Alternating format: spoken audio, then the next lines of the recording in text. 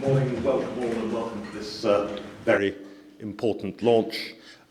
We're honoured to be able to work with Rt Hon David Lammy MP. This report has its genesis in David's superb book, Out of the Ashes, on the riots in London in 2011, particularly in Tottenham and beyond, and it was a most fascinating collection of insight stories of the sufferings of individual shopkeepers and others whose lives have been blighted by that particular spate of public order crimes, and then that of course raised the broader issue of property crime generally and how to, as it were, to weaponise certain proposals in policy terms that would protect Londoners and others from that blight. So we're honoured to be able to welcome David today at the end of this first phase of his work for us here as a visiting fellow. We're delighted also that Bill Bratton, perhaps the best known policeman in the world, now in his second term as Commissioner of the New York Police Department,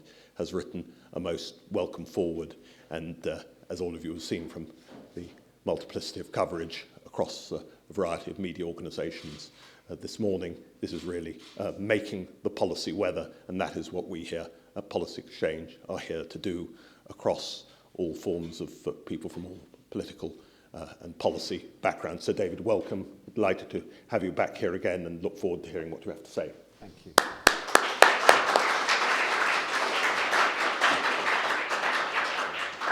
Well, thank you very much, Dean, for that kind introduction. It's always a pleasure to be here at Policy Exchange.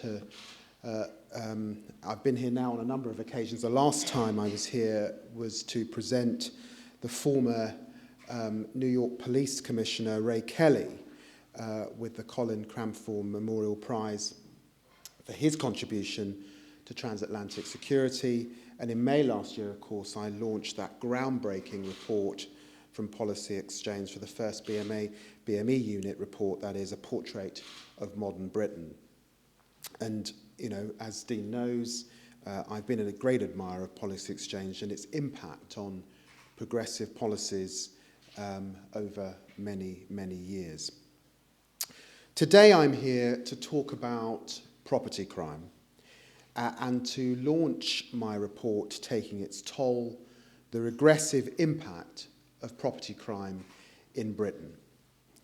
Property crime for these purposes can be broadly defined as theft and criminal damage. It has a range. It ranges from those that would go into our newsagents, small independent retailers, help themselves to groceries,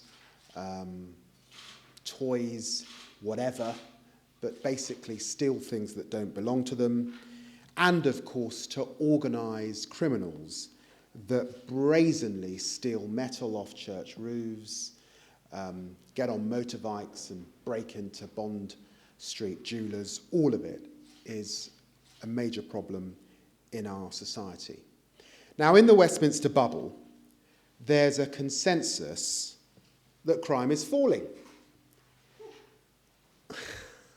We're entering into a general election, and largely there will be discussion of deficit and how big it should or shouldn't be. There will be discussion of immigration, I suspect, and there will be discussion of the NHS. But there's largely political consensus that with crime falling, this is not a major issue as we enter into this election cycle. And aside from disagreement as to whether to retain or abolish the crime commissioners, crime then is not really on the map. Nothing to see here. Now, those in Tottenham know that's not true. If you're in Tower Hamlets, you know that's not true. If you're in East Midlands or West Yorkshire, you know that that's not true. But frankly, if you're in Surrey, Berkshire, Hertfordshire, you know that that's not true. Because whilst in our society it must be right that the police prioritise violent crime,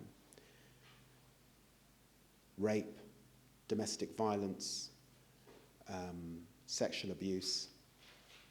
It is also right to say that the 6.85 million victims of property crime in England and Wales in the year to March 2014, no, it's not true either. Theft and criminal damage hurt families and harm communities. 3/4 of the general public, if they experience crime this year, are experiencing a property crime. And I'm concerned that property crime has effectively been decriminalised through a weird Westminster consensus without any debate or discussion on whether that is what we as a society actually want. Theft is as old an idea as property itself. It features prominently in the Ten Commandments, right between adultery and giving false testimony. Theft may very well be able to claim the dubious title of being humanity's second oldest profession. It makes sense to point to theft as a problem associated with society's growing affluence. In his book, Crime, Nick Ross tells the story of visiting a village in China and seeing some houses surrounded by barbed wire. When he asked why, the interpreter explained it was to deter burglars. Ross said he didn't know that burglary was a problem in China. The interpreter replied, it wasn't. It was very rare indeed, but now we have televisions. Theft has grown with an increase in consumer goods. Car theft increased as cars became ubiquitous, as we've seen with mobile phone theft, as smartphones too have become more expensive, but something desirable to steal. And while overall crime rates peaked in 1995, theft from the person offences, which make up the vast majority of phone thefts, have remained more or less steady to this day. That period corresponds almost exactly with the explosion then of mobile phone proliferation. I was out a few months ago with Camden Police Force, just in the cars, because there has been a widespread increase in mobile, and this is actually young men on mopeds stealing, quite violently often, smartphones from unsuspecting people walking the streets of Camden, Islington, and parts of Westminster.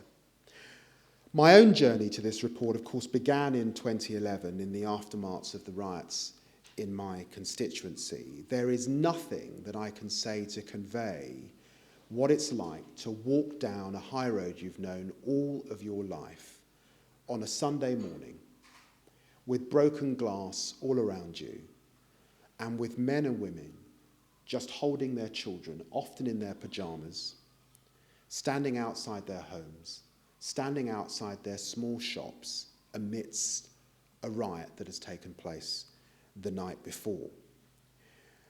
But as I began to talk to these shop owners and support them in their own journey for compensation and a degree of justice, it was clear that actually what they described as constant threats to their businesses from shoplifting and criminal damage was a story that was permanent well before the riots took place. And it was there then that this whole exploration took place. What became apparent was that crimes committed during the riots were not acts of violent crime, but property crime.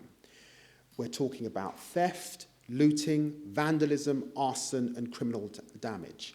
However, despite widespread assumptions, these were not isolated examples of this sort of criminality. In fact, the looting, stealing, and violence of the 2011 riots barely made a blip on the national crime rates. It's worth pausing there for a moment to let that sink in. In 2010-11, there were 695,000 reported incidences of criminal damage and arson across England and Wales. In 2011-12, after the riots, the equivalent number was 626,000. It actually dropped on the year before. So while the images of the riots were striking enough to make headlines and news all over the world, the reality was that this was but an extreme example of a property crime epidemic that's been quietly sweeping across Britain for many years. Put another way, the scale of criminality in the riots was exceptional, but the crimes committed were not. With this in mind, I've been eager to research the effect of property crime and its prevalence in modern Britain on ordinary families and businesses. What can you do when broken windows or insurance claims to cover lost stock or damaged property become an all too common event? What sorts of people are most likely to be affected by property crime? Who cops it the worst? How can you support them? And how can you bring offenders to justice? At the start of this project, we issued a call to evidence which received a number of responses from business groups, crime prevention representatives and academics. This call for evidence informed further research. We conducted a series of interviews and various stakeholders and academics. We held roundtable discussions. In September, whilst in New York, I met with the Manhattan Institute, which is responsible for the paradigm-changing broken windows theory of crime fighting, and I also met with NYPD detectives who are investigating property crime offences in new and innovative ways in that city. Those detectives told me some of the emerging new types of property crime that they were witnessing in New York. And I must say some of that accorded with the anecdotal evidence that we're also hearing here in London. For example, apple picking was the nickname they gave to the practice of thieves targeting iPhones, iPads, and high-value tech. Gym creeping is where a thief steals valuables from lockers while their owners are exercising at the gym. There's an epidemic sweeping New York, and at most gyms need membership for entry, but some of these operations are quite sophisticated, and those who are members of the gym raid those lockers whilst people are exercising. There's another phrase that entered the canon, lush worker. It's the evocative name given to thieves who ride the subway in the small hours of the morning so they can steal the valuables of the sleepy or very drunk on a Saturday or Friday night. And as the Tube here in London moves to providing all-night services later this year, there's a real possibility that we'll see this kind of crime growing here in London. And last weekend, when I was deployed on the police parliamentary exchange programme with the Met's Impact Squad in Leicester Square, we dealt there with numerous reports of table surfers. These are thieves in organised gangs that go into clubs, bars, restaurants, sometimes with the ruse of offering a rose to an amorous couple, and whilst that unsuspecting couple are not looking, things are whipped off the table, wallets, iPhones, the rest. Criminals are not idiots, and they evolve to target the goods that are valuable in new and innovative ways designed to reduce their risks of being caught. They're used, of course, to target radio phones, but the advent of car security diminished the value of that.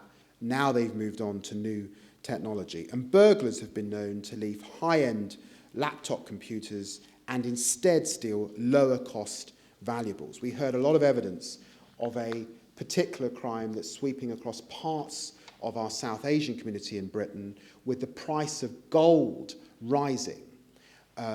Often South Asian families, prior to a wedding, who store a lot of gold in their own home actually find themselves, whilst out at the wedding, being the victim of very organised crime indeed, with gold being sold on the market as a result.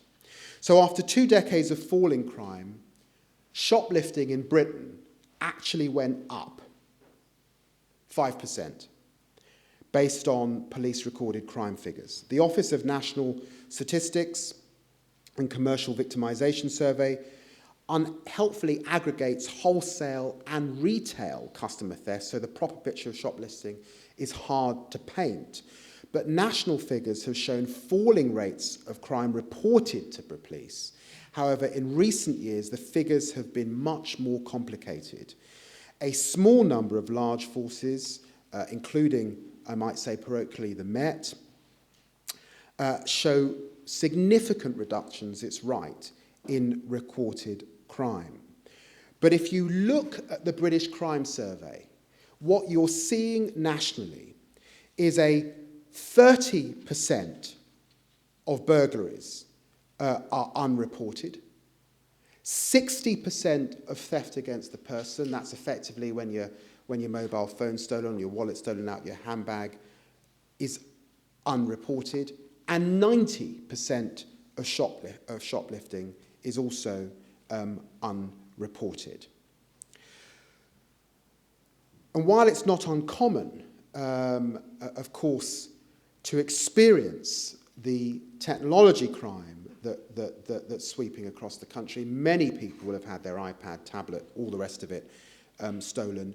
The truth is there is a general tendency to use the insurance system as the way to deal with the crime, not really to use the courts to deal with the crime. And in the year to March 2014, there were an estimated 6.85 million victims of theft in England and Wales. That's actually over 12% of the population. And we know that property crime cost the retail sector over £500 million last year. That's £6.3 million. Yet a huge number of property crime victims do not go to the police, as I've said. They've given up, effectively, on going to the police. The main concern from crime victims is that the police will not be able to do anything about it. Last year, 19,000 bikes were reported stolen to the Metropolitan Police, but only 3.5% of these were ever solved. That's just over 600. With statistics like these, you can understand why so many thefts are not reported. Similarly, when only 5% of burglaries lead to an alleged offender in court, you can see why so many victims of burglary choose not to come forward to the police. Indeed, it's been suggested that the reporting rate for many crimes is more an indication of an insurance penetration than anything else. And at a time when a third of shopkeepers have lost faith in the police's ability to successfully prosecute thieves, there's increased reports of organised crime groups diversifying into shoplifting as a lower risk to make money. But it's not just the police. Victims in many instances have serious concerns about the way in which the criminal justice system as a whole has taken its eye off the ball. The most likely sentence for a shoplifting incident that makes it to court is a fine. But we know that half of all court fines go unpaid. And magistrates' only recourse is to sentence a 6-month imprisonment. This is in most instances an inappropriate escalation in the sanction. But not to do so means that the offender gets off without any sanction at all. Clearly there's a need for a more flexible approach to fines enforcement that's proportionate, but also ensures that there's an appropriate sanction for what is criminal behaviour. More broadly, recent legislation has changed the threshold at which shoplifting is categorised as serious to goods to the value of £200. Theft of goods then below £200 can be dealt with only at summary level at a magistrate's court. Offenders can be sentenced to no more than 6 months imprisonment, regardless of how many times they have reoffended and what harm they've caused to the shop from which they stole. At any rate, the vast majority of shoplifting incidents are disposed with a penalty notice for disorder. Essentially, it's relegating that crime to the same level as a traffic violation. Most concerning of all, however, is the regressive effect that property crime has on the most deprived and disadvantaged communities. These are people who have the smallest capacity to cope with the financial effects of theft, who are less likely to have insurance, and who will not be able to cover these losses. And indeed, that is the experience that I witnessed after the riots in my own constituency. These are small business owners who, faced with rife shoplifting, are unable to afford to hire a security guard, are forced to inflate their prices to cover their losses from theft, or indeed to close entirely.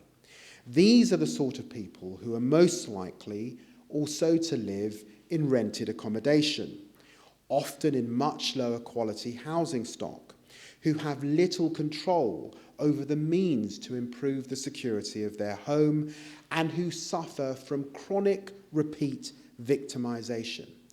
And with a heightened risk of burglary, snatch theft and pickpocketing, these are the people who see property crime as eroding the quality of their life. Yet insurance penetration amongst social housing tenants is falling.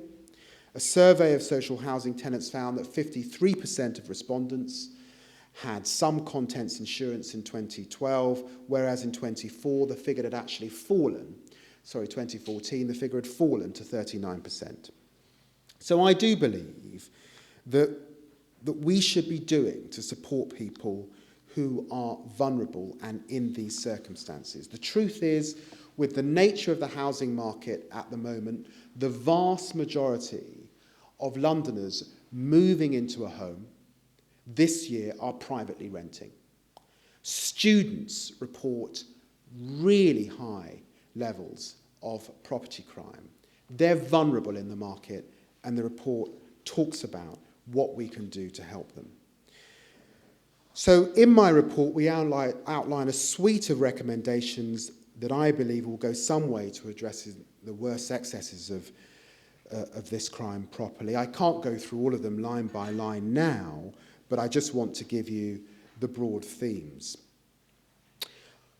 We do have to look again at prevention.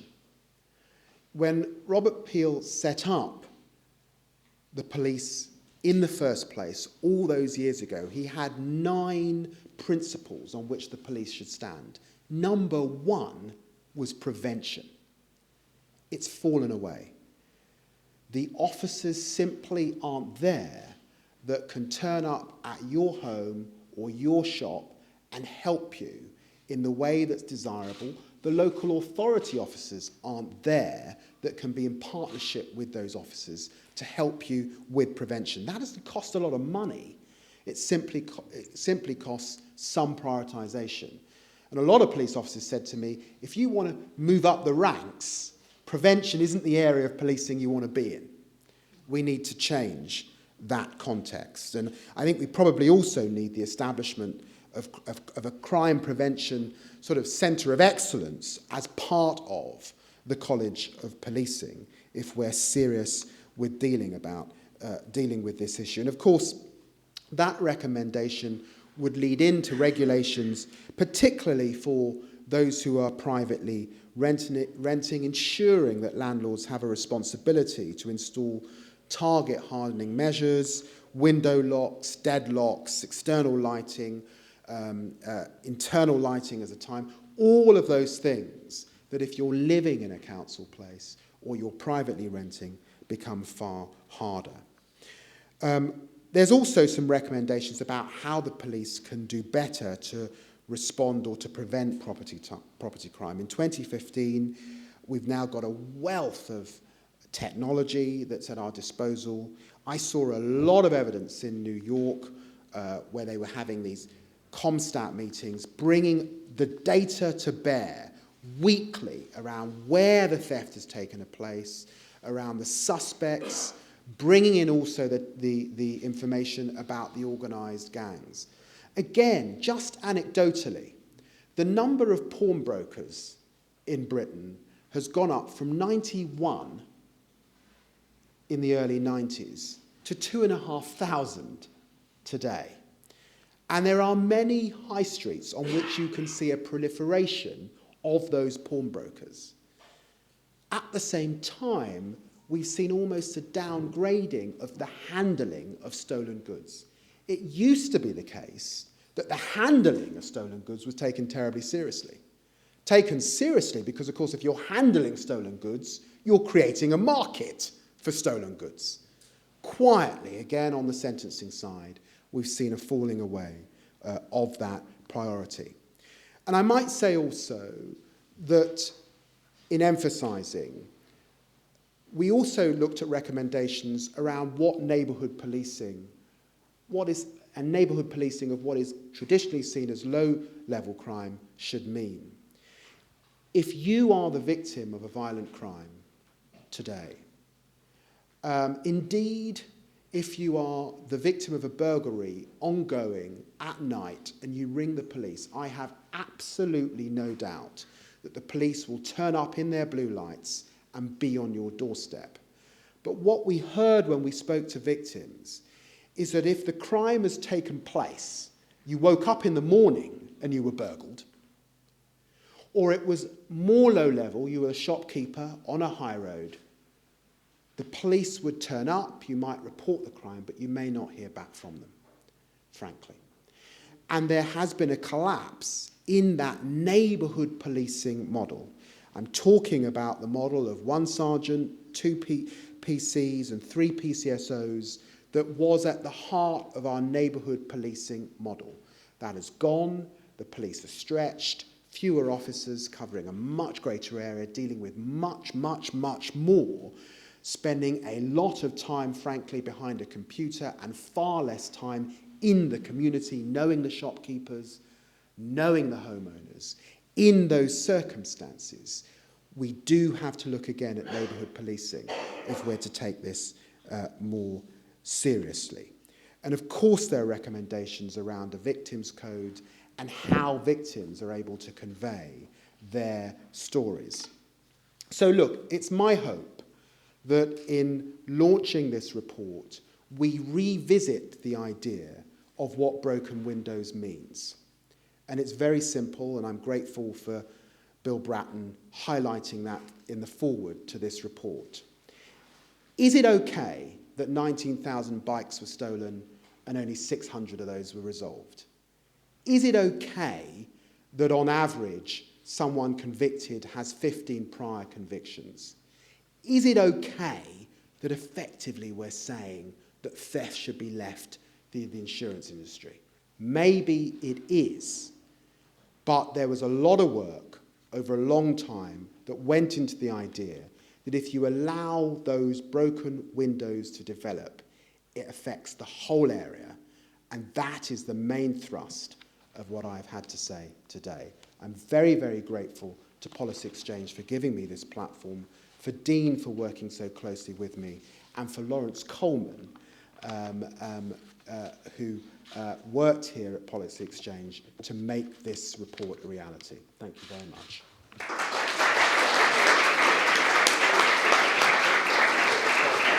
Do you want to stay up there to answer questions? Yes. Stay there.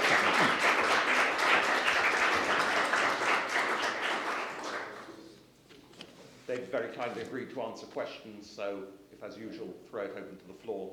No question too outrageous, just as long as you give your name and organisation. Do I see any takers? Gentleman there. George Chiesa as a private individual. It's George Chiesa, I'm speaking as a private individual.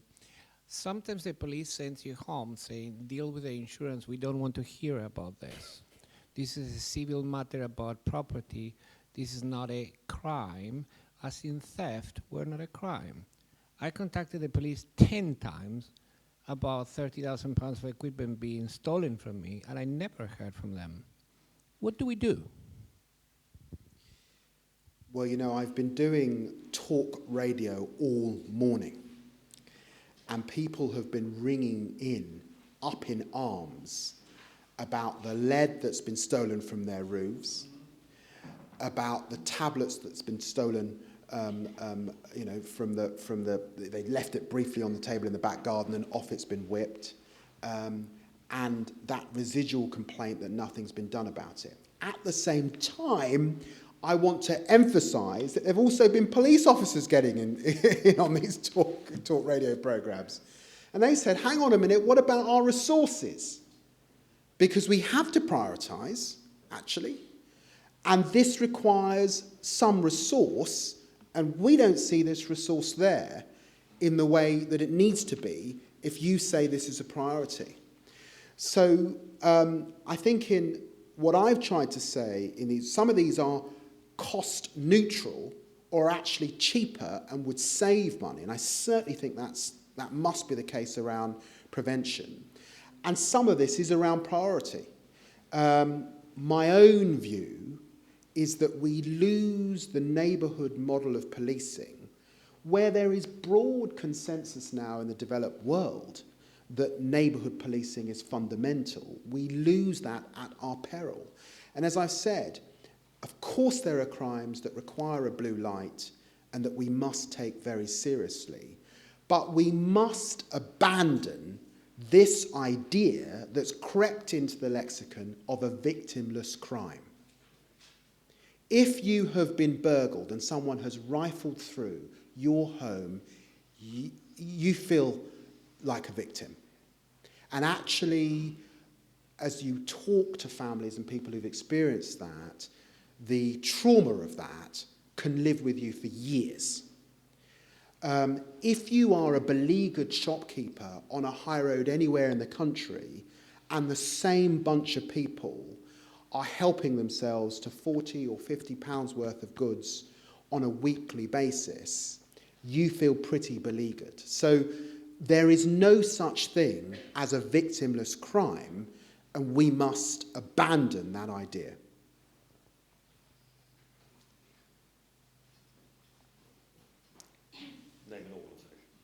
Charlotte MacLeod from Northamptonshire Police and Crime Commission. I welcome the report today. I think it's brilliant and it recognises a really important area. Given how much you've discussed, quite rightly, the devastating impact that property crime has on local communities, do you recognise that police and crime commissioners are best placed to take on property crime and tackle it in their local areas? I do. There's some dispute about police and crime commissioners politically. My own view is here in London, obviously the mayor has a very, very important role in saying this a priority.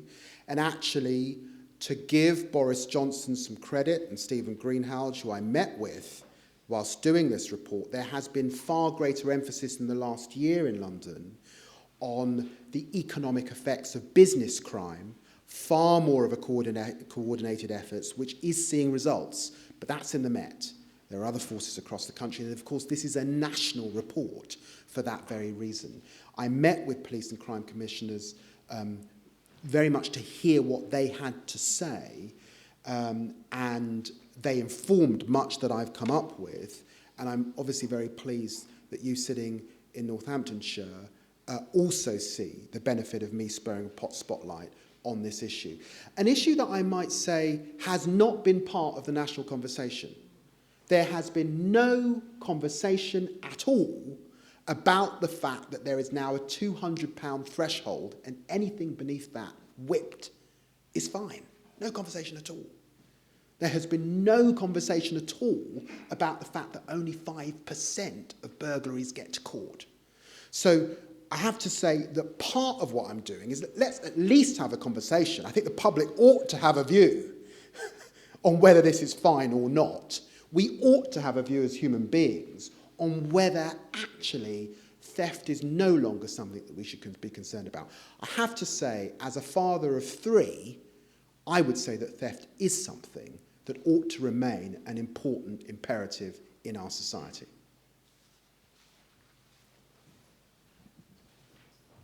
Thank you. I'm going to stand up because I think people can't hear in the back. I'm Gordon Wasserman, and after a long career in the Home Office, I worked in New York and in Philadelphia, and I was at these ComStat meetings. And in fact, the first ComStat meeting I was at, I was amazed because there was a discussion about bicycle theft. And I turned to the person behind me. I said, bikes, that mean bikes, they mean motorbikes, don't they, motorcycles? He said, no, they mean push bikes. Now, I had known in 27 years in the Home Office, a push bike is not something you're concerned about when it's stolen. But in New York, ComStat it is. And the point I want to make is, I welcome very much this report. I think it's a terrific contribution to tackling this problem, because in America, you're right, what they call quality of life crimes, which was defined out of the criminal justice system by Tony Blair, who said it's not crime, it's antisocial behavior. And antisocial behavior, I believe that rape and murder are antisocial behavior just as much as theft, and by the same token, graffiti and property crime and these other matters are crimes just as much. And I think we should get back to the concept of quality of life crimes, because that's what you're making, the point you're making. But I want to talk a little bit, just for a second, about your contribution to the debate nationally, and that I think should be through police and crime commissioners. Because the reason I've been associated with crime, I was one of the architects of this. I think it's a terrific idea. And the reason I wanted it, after coming from the States, is because I felt that local communities should get the policing they need. And the policing they need is the policing that the police and crime commissioner will get from his force. And that is low-level crime, the kind of thing which you are highlighting here, David. The way to change it is to get this debate out so that police and crime commissioners will focus on that. And in fact, I used to say in any speech about this, it's when someone gets home at night, a single parent gets home to her council estate, finds her television is nicked. That is terrible. That we shouldn't allow. And with the concept of antisocial behavior, people didn't think about it. So I really welcome this. It's an important contribution. And let's get all police and crime commissioners having to face up to this and reply to it. Well, I'm very grateful for that.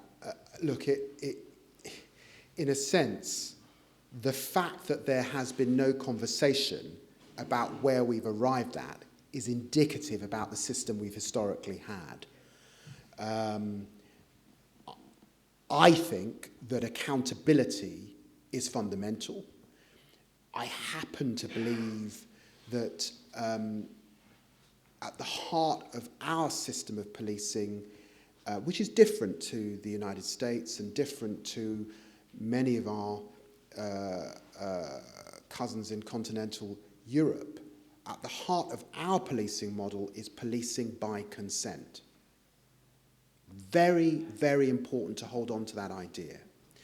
And so as we look here at the beginning of the 21st century, the revisiting of how do you get that consent is essential. It's why riots are so devastating, because effectively the community has rescinded its consent and is turning in on itself. That consent comes not just by the officer in uniform. It comes from the general public. It comes from parents. It comes from shopkeepers. It comes from within community. But how does that community come together to convey and validate that? When I wrote about this shortly after the riots, my own view was that there needed to be a greater locus of the local authority. But we have arrived at the police commissioner model. Now, you may know that I'm interested in becoming the next mayor of London, so I don't want to comment too much about other models in other parts of the country. But I do want to say that the role of the mayor as de facto our police commissioner here, deputised obviously with a deputy mayor with that, is, I think, an important innovation that clearly we would want to retain and deepen here within London if you are to be responsive to the issues that people care about. And when I look at the emails that are coming in, when I look at the response that we got when we kicked off this inquiry, my sense is that the public do actually feel very strongly about this. And that's because, very fortunately, in this great city of ours and in this great country, it's actually only a small minority of people that will be a victim of violent crime. The vast majority of us, if we are a victim of crime, will be a victim of criminal property crime. A couple more questions. Lady there at the back. Name and organisation, please. Oh, I'm just speaking as a private individual, if I may, concerned citizen of London. My name is Roseanne Ward. I wanted to applaud your report. I think it's fantastic thinking, and I think it's really been, it's wonderful. You're pulling so many different aspects together and looking at this problem very thoroughly. The one thing I do want to flag, and I think it's hugely important, is perhaps maybe I haven't seen it included so far, and it's about the importance really of having mental health interventions, particularly for young adolescents and young adults that are obviously displaying antisocial behaviour. Because I had the day off last Friday, and I actually went to the Old Bailey and I sat in 2 criminal trials. One was an opening statement, the other one was in the middle. In the middle. And what was common to both of them is that they were both males, they both committed murder, and they had mental health problems. One of them had bipolar illness, and the other one had what looked like undiagnosed paranoid schizophrenia. Now, both of these males were originally engaged in low-level antisocial behavior, low-level criminality, petty thefts, etc. And they were often self-medicating with alcohol and drugs, which led to, perhaps, major psychotic episodes and massive, resulting in terrible, the most heinous crime.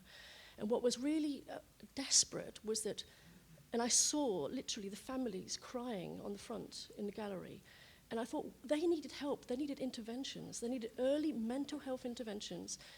And I don't think there's enough of that happening, because if we're looking at prevention, I think we need to look at that area very, very thoroughly and put in interventions, because it will stop, I think, the escalation of what can lead to, more significant crimes.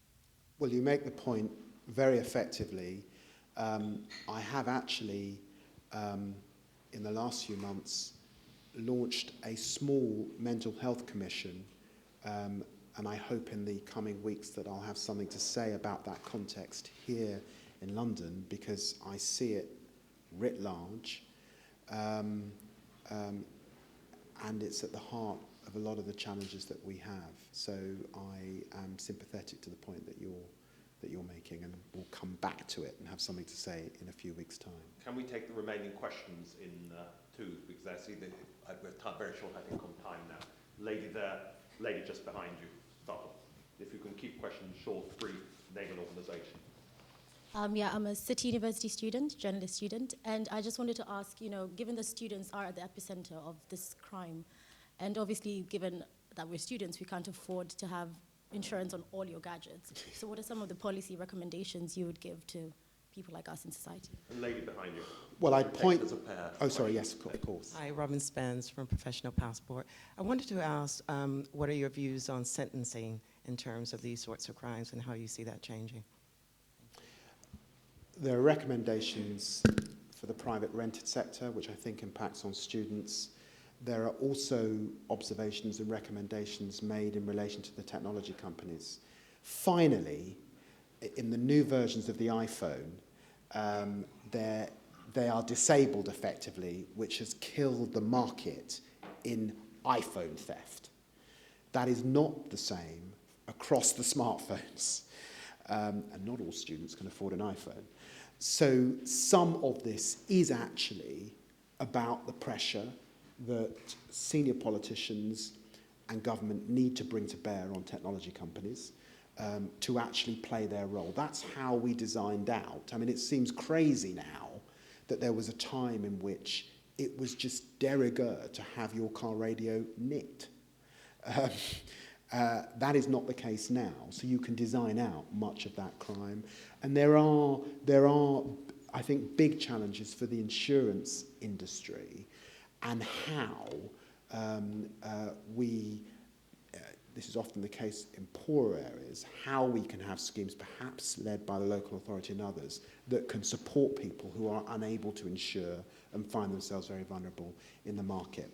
Politicians always tread a little lightly when we're talking about sentencing. And they're always sort of, ooh, I don't want to offend the judges.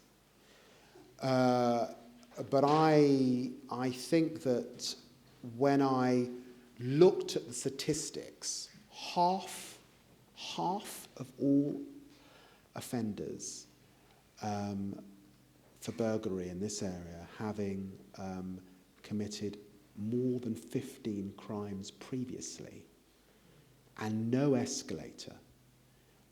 So a sentence for your first theft can be the same as a sentence for your 15th theft. I felt there was an issue. And again, when you put that to the general public, there are generally quite strong feelings on it.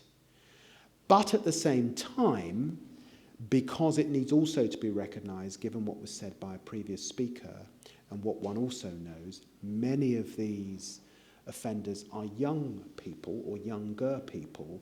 You also need magistrates with the flexibility.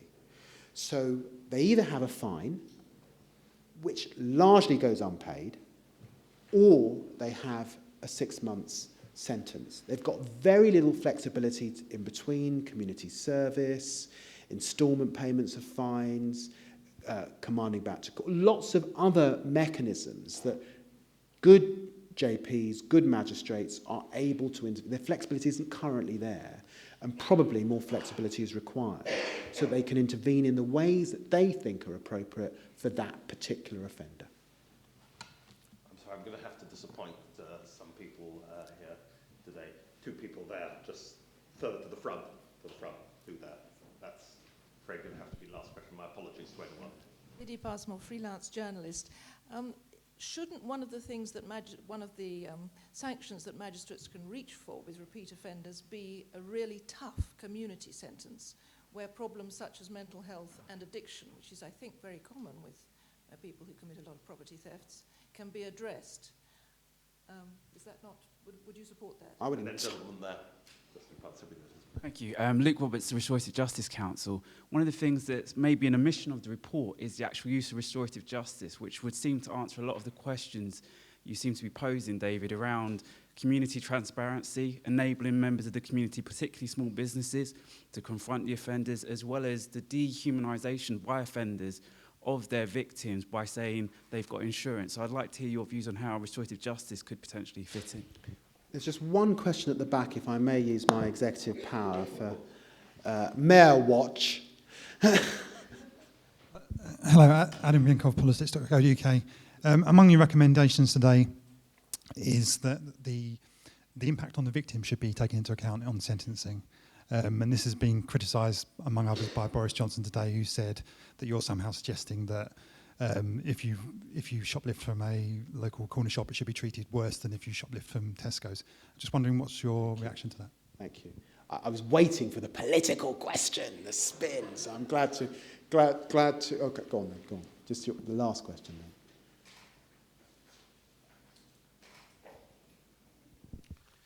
You're a declared candidate for mayor of Name and organisation, please. Name and organisation, please. Miles Saltiel, Adam Smith Institute. You're a declared candidate for mayor of London. Will it be part of your platform that CompStat be introduced as part of the management of policing? And what is your understanding of the attitude of the command structure of the Met towards such a proposal? So, restorative justice, absolutely. When I talked about the flexibility that magistrates need, that's absolutely a component, and I would invite you to revisit my book in which I did discuss the importance of restorative justice. And I think there's a particular area for younger offenders that is important here. Your points about drug and alcohol, absolutely essential. I am concerned, though, that some of those services funded by local authorities are disappearing in the way that they need to be. And I suppose that takes us back into the place that is community and is neighbourhood.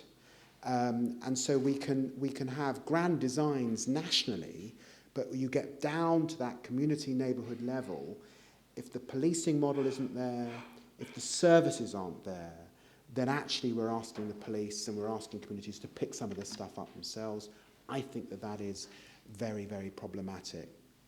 Now, the BBC have reported this straight down the line, and I commend the BBC for their reporting that begun with Radio 5 Live, the Today programme, and BBC Online Today. Others, perhaps because we have a major event called a general election in a few weeks' time, have reported it with a slight spin. So, what I said was, in 2014, effectively the government changed the rules and said that if you shoplift and the value is less than 200, that should not be deemed serious. I heard a lot of evidence from independent retailers that this is hugely problematic because for them,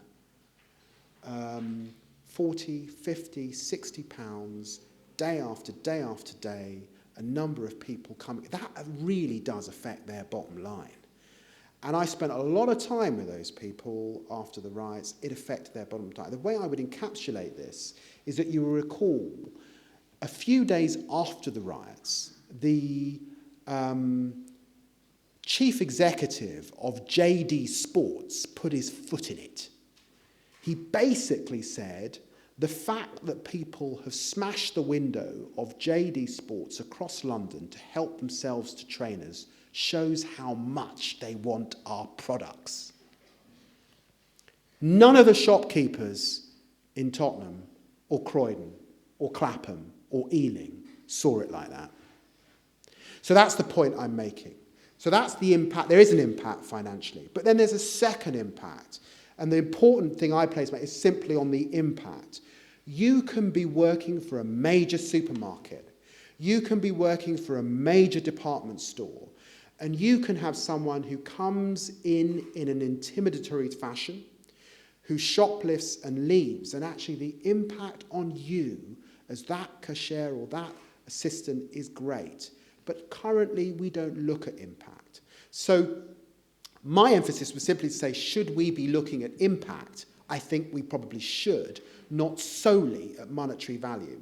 It's the government that's created a two-tier system now that basically creates monetary value. So that's the point. I can't account for those papers that have spuriously suggested that it's okay to steal from Fortnum and Masons. It's not okay to steal from anybody. And the whole thrust of this report is, can we take theft more seriously, whoever it's from? And I can't underline that enough. Look, I was very impressed with the way in which New York police, in a forensic way, and obviously I was looking at what they describe as grand larceny in their country, the way in which they are using all the data and all the necessary departments to come around the table on a daily and weekly basis to actually deal with this area. And you've seen the forward that the former police commissioner has written, police commissioner has written as a result. Both New York and the Met are both of them will talk about the way in which they have to do better on technology and on data to get on top of crime. Both forces would say that. So I would hope, if I were to become mayor, that I would be able to enter into conversation with senior police officers as to how actually the picture of crime taking place across the country in this area is more forensically examined than it currently is. Thank you. Apologies to anyone who may be disappointed. David, thank you for a brilliant performance. Thank you also on our side to Lawrence Coleman, finest product of Commonwealth of Australia, for his part in this. Thank you also to Gordon Wasserman for his counsel, support and advice and Ralph. Thank you all for coming. Thank you all for initiating what I hope will be a great national debate to reprioritise and to push this vital topic up the agenda. Thank you, everybody. Thank you.